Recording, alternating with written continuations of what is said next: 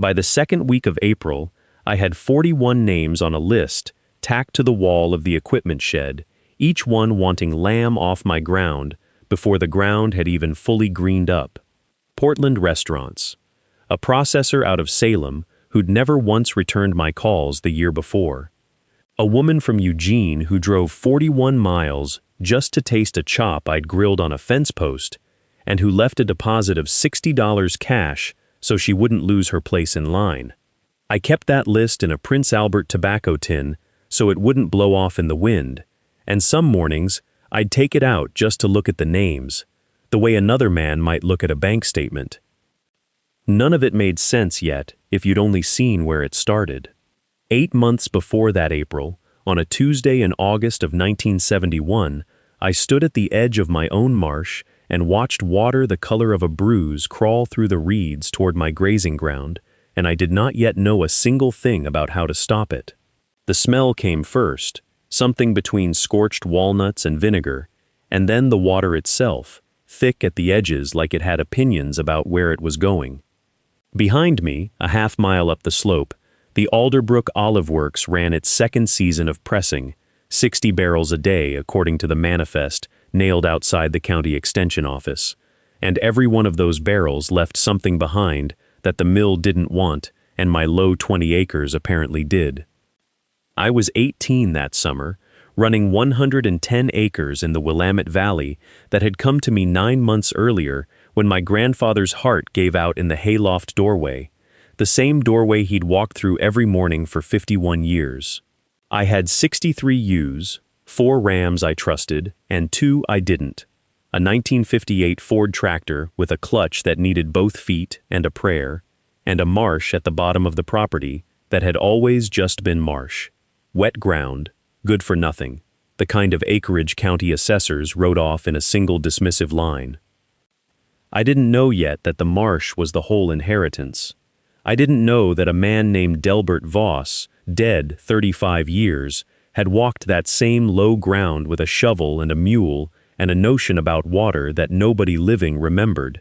I only knew that the creek that fed my sheep pasture ran through that marsh first, and that the creek was turning the color of a bruise, and that when I drove up to the mill office to ask about it, the man behind the desk didn't stand up, didn't offer his hand, and told me, almost gently, the way you'd correct a child, that a boy my age had no business discussing effluent with anybody. His name was Wendell Croy, and he said it like a fact of nature, the way you'd tell a boy the sky was up. He wore a tie clip shaped like an olive branch, silver, and he tapped it twice while he talked, like he was checking it was still there. Behind him, through a window streaked with condensation, I could see the press building itself, 3 stories of corrugated steel that Voss Brothers Creamery had been before the Croys bought the county's failing dairy co-op in 1961 and turned it into something else entirely. Croy Grove Olive Works, $41,000 of new Italian pressing equipment shipped up from a port I couldn't pronounce, and a discharge pipe running straight down the hillside into ground that used to belong, on paper anyway, to nobody in particular. I told him the creek ran black on Tuesdays and Thursdays, the days I later learned they ran the second pressing. I told him my ewes wouldn't drink from the lower trough anymore, that even Clementine, my oldest ewe and the least particular animal I had ever known, turned her nose from it. He said the word anecdotal, the way other men said boy. He said the mill employed 9 people in a town of 1,100, and that the county owed the Croys more than the county owed me, which wasn't an answer to anything I'd asked, but he said it like it settled the matter. I drove home along Coburg Road with the windows down because the truck's heater didn't work and hadn't since March, and I kept my eyes on the creek where the road ran alongside it for half a mile, and I watched the water go from clear to the color of a 2-day bruise right where Croy's culvert let out, and I thought about suing a man with $41,000 of Italian equipment when I had a tractor that needed both feet and a prayer. That night I didn't sleep. I sat at the kitchen table under the one bulb my grandfather never got around to shading, and I went through the drawer in the roll-top desk that I'd been putting off since the funeral. The drawer that stuck. the one he always said held nothing but old seed catalogs. There were seed catalogs. There was also, wedged flat against the back panel like it had been placed there on purpose, and forgotten on purpose too, a ledger bound in oilcloth gone stiff with age, the corners eaten soft by mice, and on the first page, in a hand steadier than mine would ever be, a name I didn't recognize and a date I did. Delbert Voss, March, 1936. Delbert Voss. I said it out loud once, just to hear if the kitchen recognized it, and the kitchen didn't answer, because kitchens don't, but the name sat there anyway like it expected to be known. My grandfather had a brother. I'd heard that much secondhand, the way you hear about a barn that used to stand somewhere before it burned, a fact with no weight to it, no face attached. Nobody at church suppers ever said his name. Nobody at the co-op ever brought him up over coffee the way they brought up everybody else's dead relations, the ones who'd farmed wrong or farmed right, or drowned in the flood of '48. Delbert Voss didn't exist in the county's memory the way my grandfather did. He existed in a drawer that stuck. I turned the pages slow, because the paper had gone brittle enough that fast felt like a crime. The first 20 pages were feed costs, alfalfa by the ton, a note about a mule named Chester who wouldn't take a bit after August. Ordinary. Then, dated the 9th of March 1936, a diagram, hand-drawn, ruler straight where a ruler had been used and wavering where it hadn't, of the low ground east of the county road. My marsh. Except it wasn't marked as marsh. It was marked as works. And beneath that word he'd written a second word, smaller. Channels? I sat with that a long while. The bulb buzzed the way it always did past 10 o'clock, and outside the wind came up off the foothills the way it does before rain, pushing at the loose tin on the smokehouse roof, and I thought about Croy's black water sheeting down through my creek that afternoon, and I thought about how a boy of 18 with no lawyer and no money was supposed to stand in front of a man who could write a check for my whole operation without feeling it, and I turned the next page because I didn't have anywhere else to put my hands. The next page had numbers, elevations maybe. I didn't know surveying, not then, and beside them, notes in that same steady hand about silt, about how the creek used to run heavy with topsoil off the upper fields every spring before the drainage was cut, and how the marsh had once done something on purpose that nobody living remembered it doing. I read the word twice to make sure it was really there. Outside, the wind found a gap in the smokehouse tin and worked it. I closed the ledger, and I didn't sleep that night either, but for a different reason than before. Morning came gray and close, the kind of Willamette Valley morning where the fog sits in the low ground until 9 and doesn't burn off so much as give up. I did chores with the ledger still open on the kitchen table where I'd left it, because some part of me was afraid that if I closed it all the way, the words would rearrange themselves back into nonsense. 61 ewes fed, water troughs checked for the skin of ice that wasn't quite ice yet, and the whole time my head was back on that page with the elevations and the word filter, written in pencil so light I'd had to tilt it toward the lamp to be sure of every letter. My great-uncle had never once mentioned a marsh to me. Not in the 2 stories my grandfather told about him, not in the 1 photograph we had. Him standing beside a mule named Pete in front of the old hay barn, squinting, 1931, written on the back in my grandmother's hand.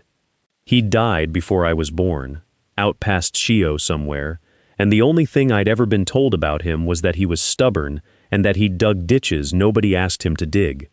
I used to think that meant he was foolish with his time. Sitting there that Thursday morning, with frost still furring the window glass, I understood for the first time that stubborn and foolish aren't the same word. I went back through the ledger page by page, slower now, the way you go back through a field you've already walked once you realize you missed something in it. There were dates through the ledger, October of 1935, March of 1936, the ink browner as the pages went on, and in the March entries he'd drawn a rough map, not fine work, just straight lines and hatch marks, showing where the marsh channels ran under what was now just rough pasture grass and blackberry. 3 channels. He'd numbered them. Beside channel 2 he'd written, "Slowest holds the most, good." I sat with that a long time. Outside, the fog was lifting off the low field the way it does, peeling back from the fence line first, and I could hear the ewes moving down there, complaining about the cold same as they did every morning of their lives. And I thought about Croy Anholt standing at the mill gate 2 days before, with his hands in his coat pockets, not even bothering to raise his voice at me, just telling me the water going down my creek wasn't his problem to fix. I thought, maybe it isn't his problem, maybe it's mine, maybe it always was, and somebody dug the tools for it 40 years before I was old enough to need them. I got my boots back on before I'd finished the coffee. The frost was still on the low grass when I got down there, that hard white kind that doesn't melt till near 9, and I walked the fence line with the ledger tucked inside my coat like it might blow away if I let it out in the open air. 3 channels, he'd written. I could only find 2 by looking. The third one had grown over so complete it was just a low place where the blackberry canes grew thicker and darker green, feeding on something the rest of the field wasn't getting. I stood over that low place a good while. Channel 2 was the one he'd marked her. Slowest, holds the most, good. And when I found where it ran, maybe 60 yards east of the collapsed corner of the old smokehouse, cutting on a diagonal toward the creek, I could see the ditch was still there under the grass, filled in with 40 years of leaf rot and silt, but still there. A shallow trough a man could trace with his boot heel if he knew to look. I knelt down at the low end of it, where it would meet the creek, and I put my hand flat against the ground, and it was colder there than anywhere around it, and wetter, and I understood, without being told, that this was where the water had always wanted to go, before somebody with a shovel and 40 acres and no money for anything better had decided to help it along. I walked the whole length of it twice, pacing it off, counting my steps the way he must have counted his, and by the second pass I had the shape of the thing in my head. 3 channels, not straight lines at all really, but curves, following the low ground the way water does when nobody makes it do otherwise, meeting somewhere below the smokehouse in a spot that was probably a pond once, before it silted in. I thought about what happens to water when you make it slow down instead of run straight through. I'd seen it in the horse tank when the leaves clogged the outflow, the water sat, and whatever was in it settled to the bottom instead of carrying on downstream. I hadn't thought of it as a thing a man could build on purpose. My great-uncle had. I stood up and my knees were wet through and cold, and I didn't care. Somewhere behind me, the ewes had worked their way to the near fence, and Bramble Jug started up that call she does when she wants grain, sharp and insistent, like she knew something was changing in the field she stood on. I looked back toward the house where the ledger was waiting on the kitchen table, still open to March of 1936, and past it toward the mill road where Croy Anholt's black water was still finding its way down, morning after morning, into ground that 40 years ago had known exactly what to do with it. I walked back up through the wet grass instead of taking the fence line, cutting straight across so I'd pass close by the old channel my great-uncle had marked with a dotted line, and the word spillway in handwriting gone brown as tobacco. Tuesday, the 11th of June, and already the morning had that flat gray light that means heat is coming later, not now. I counted paces without meaning to, 41 from the fence post to where the ground dipped, another 60 before it dipped again. 2 basins, not 1. I hadn't seen that in the ledger the first time through, only the second, when I'd gone back with a pencil of my own and traced his lines against the shape of the land like they were the same drawing done twice, once in ink and once in dirt. Bramble Jug kept calling behind me, and I ignored her, which she doesn't forgive easily. Sheep remember who feeds them and who makes them wait. Back at the house, I set my boots by the stove and sat down at the table where the ledger lay open, and I read the March entries again, slower this time, the way you read a letter from someone who's dead when you already know how it ends, but keep hoping the ending will be different. My great-uncle had written the dates in a hand that pressed hard into the paper. 3/14/36, 3/22/36, 3/30/36. And between the dates were numbers. Cubic yards moved. Hours worked. A name I didn't know, C. Petrakis, paid $4 for 2 days' labor, which in 1936 was either a fair wage or an insult depending on who you asked, and I had no way of finding out which.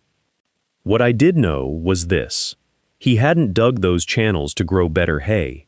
He dug them because water came down off this same ridge dirty in those years too, silt from a logging operation upstream that clear-cut 2 sections above the county road, according to a newspaper clipping, folded so many times it had gone soft as cloth, tucked 3 pages further on.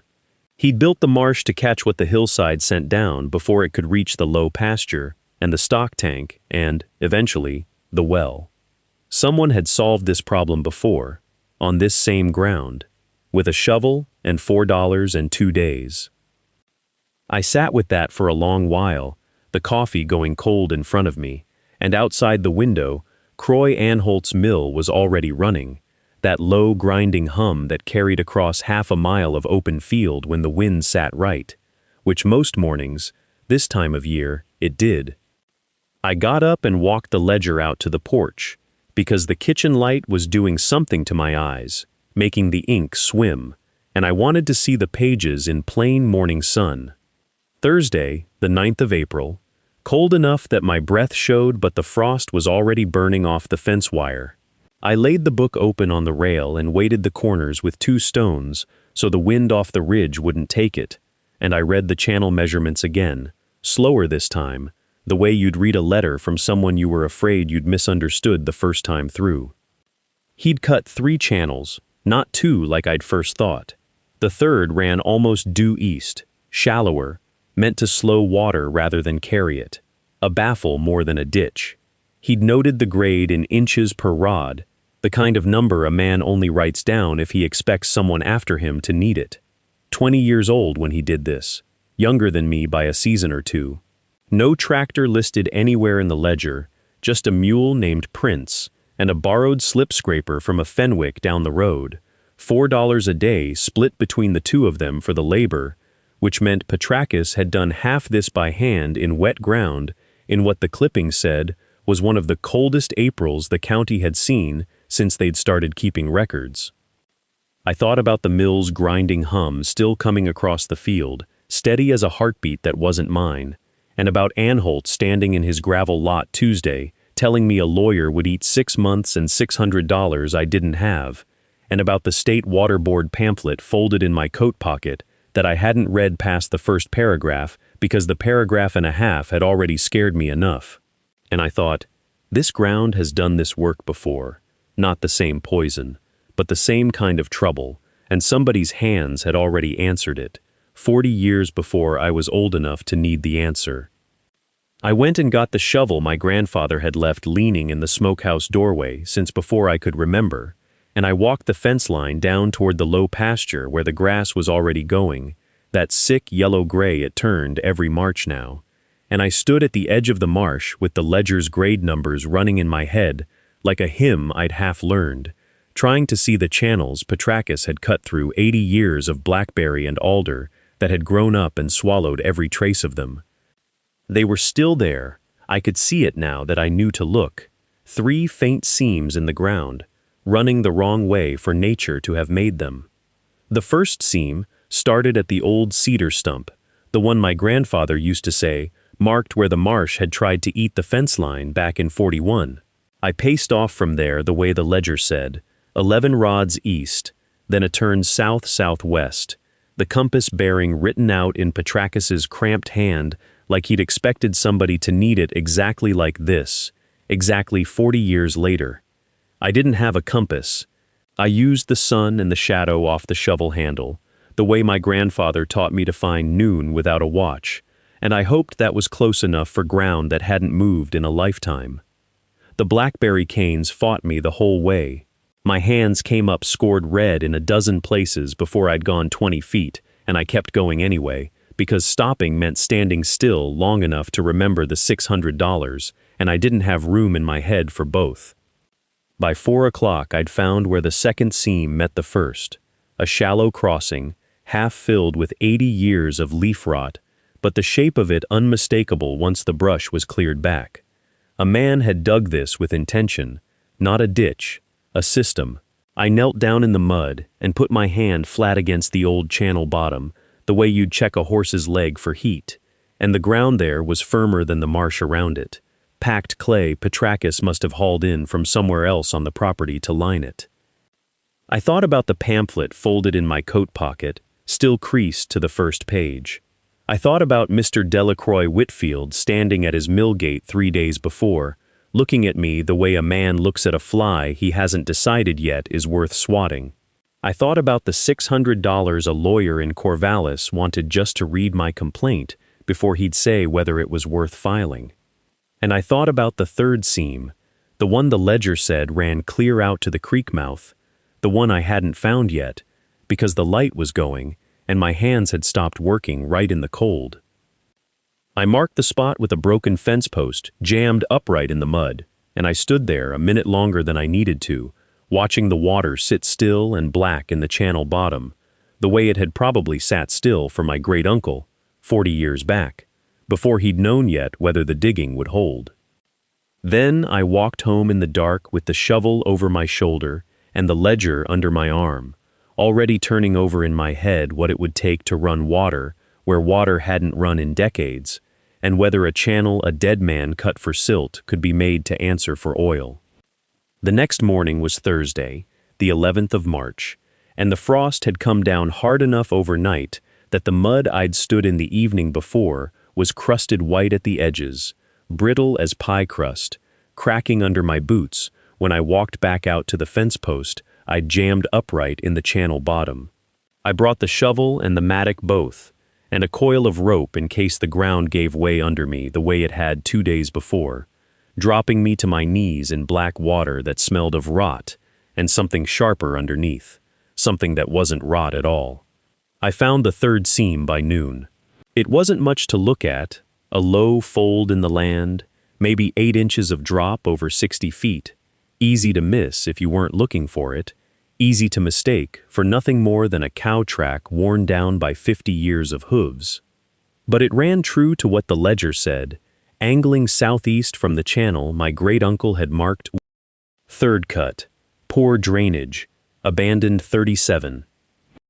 Straight toward the creek mouth where the marsh let go of its water, and the county road crossed on a culvert not much wider than a man's shoulders. I stood over it a long time, the way you stand over something you're not sure you believe yet. 40 years back, he'd dug 2 channels and started a third and quit. The ledger didn't say why, not directly, but there was a line dated the 9th of October, 1936, that read, "Water won't hold past the second cut, ground too soft below. We'll try again when money allows." And then nothing after that for 11 pages. And then a different kind of entry altogether.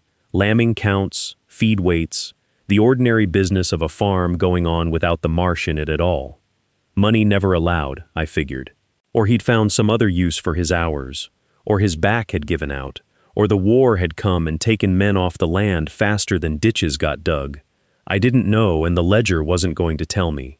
What it told me instead was where the water wanted to go, if a man gave it someplace to go, and that the softness he'd hit wasn't a wall, it was clay underneath the silt, clay that would hold if I packed it right, clay that had been sitting there patient as anything since before either of us was born, waiting on somebody to finish what he'd started and quit on. I drove the fence post out and set it 6 feet further along, where the fold in the land bent toward the culvert, and I started digging where he'd stopped, in ground he'd already half broken for me 40 years gone, and I did not let myself think yet about Delbert Voss standing at his gate with his arms crossed, or about what a mill owner does when a boy shows up talking about water rights instead of asking to sell. I dug that Saturday and the Sunday after, and Monday too, before school let out for the year, working an hour before chores and 2 after, until my hands quit blistering and just went hard instead, the way they do when the work decides to stay. The channel my great-uncle had started came up easy at first, then fought me where the clay rose close, and I learned to read it the way I'd learned to read his handwriting. A change in color meant a change in what the shovel would do. Gray, blue, and slick meant I was near bottom. Brown and crumbling meant keep going. I packed the sides with the flat of the spade, the way the ledger said, tamped and packed again, and by the second week of June, I had 80 feet of channel reopened, running from the low corner where the mill's outflow pipe let go its water, curling through what used to be swamp maple and skunk cabbage, out toward the culvert under the county road. Ewell Pruitt drove by twice that week, slow, his truck window down, and didn't stop either time, which told me he was watching without wanting to be seen watching. I let him look. There wasn't anything to hide. A boy in a marsh with a shovel is not news. Not yet. Not until the water runs clear where it used to run black, and I wasn't there yet either. The nights I couldn't sleep, I read the ledger again by the kitchen lamp, past the drainage numbers, into the pages near the back where his hand got looser, less careful with the ruled lines, like he'd stopped writing for the county and started writing for himself.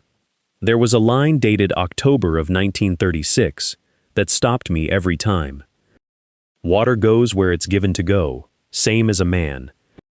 Nothing before it, nothing after, just that, boxed in on both sides by numbers about board feet and creek levels like he hadn't meant anyone to notice it at all. I thought about Delbert Voss reading a line like that and deciding it didn't apply to him, the way men who own the mill and the church pew and half the feed accounts in the county get to decide which lines apply. I thought about my mother's face when she'd asked me, careful, not to go looking for trouble with a man who could buy and sell our whole flock before breakfast and not miss the money. I thought about the state water board pamphlet still folded in my coat pocket, softening at the creases from being carried and not used. By the third week, the channel reached the culvert, and I stood at the low end with the water still running black past my boots, waiting on nothing but time and clay to do what 40 years hadn't finished doing, and I understood that the ditch was ready before I was. I drove out to the mill on a Tuesday, the 9th of October, with the pamphlet uncreased now, because I'd read it enough times to know which paragraph mattered and had folded it flat and square like something I meant to use. Delbert Voss kept an office off the pressing floor, glass windows fogged from the heat of the crushers, and when I came in he didn't stand up. He had a way of looking at a man that made you feel like you were interrupting an appointment he hadn't scheduled. "You're the Hartley boy," he said, not a question, the way you'd note the weather. I told him what I'd done, the channel, the culvert, the Marsh doing in 3 weeks what his discharge line had been doing damage to for going on 2 years. He listened with his hands folded on the desk, and something in his face didn't move until I said the words, "Water board," and "inspection request," and "filed," which wasn't true yet, not filed, only ready to be, sitting in my coat same as the pamphlet had sat there all spring.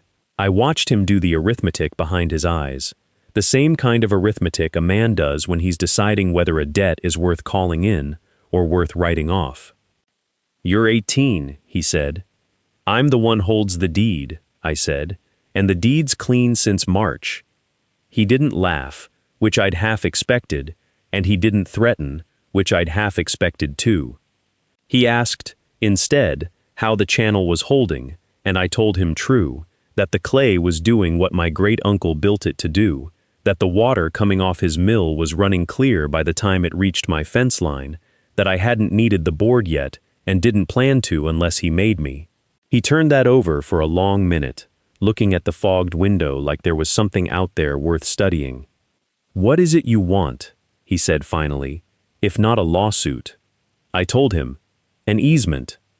A payment for the use of my ground as his settling basin, since that's what it had become, a service he was getting for free that any engineer would have charged him 10 times over to build proper. I'd worked the number out with a pencil the night before, low enough he couldn't call it robbery, high enough it meant something. He didn't answer that day.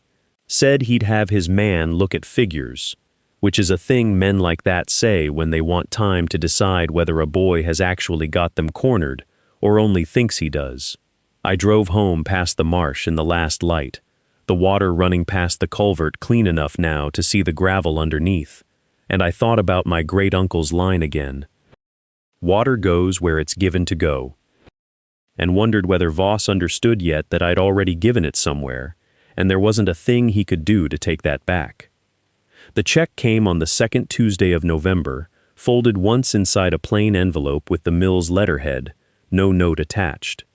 $240 a year, payable each spring, for what the letter called drainage accommodation. Voss's man had done the figures and come back close enough to mine that I knew they'd landed on the same number independent, which told me more than the check did. I signed the easement agreement at the kitchen table where the ledger still sat, and I set my great-uncle's pen down next to it when I was done, because it felt like the kind of thing you didn't do with a pen bought at the feed store. The marsh kept working through that winter the way it had been built to, silt dropping out in the old channels, water going clear before it ever touched my pasture. By March, the grass down there had a color to it I hadn't seen before, a deep blue-green, thick at the root, and the ewes went to it before they went anywhere else on the place.